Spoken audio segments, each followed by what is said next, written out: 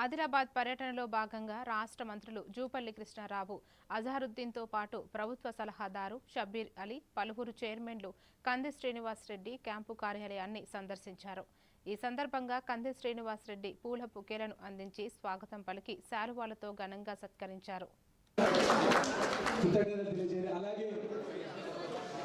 నా పాటుగా ఫహీం ఖురేషి గారు నన్ను వెన్నుదాటి కాంగ్రెస్ పార్టీకి తీసుకొచ్చి నువ్వు నిలబడాలా, ధైర్యంగా నిలబడంటే ఉమ్మడి ఆదిలాబాద్ జిల్లాలో బొజ్జు గారి తర్వాత అతి ఎక్కువ మా సాజిద్ ఖాన్ గారు ఈరోజు సీఎం రిలీఫ్ చెక్స్ డిస్ట్రిబ్యూషన్లో సయ్యద్ మొహమ్మద్ గారు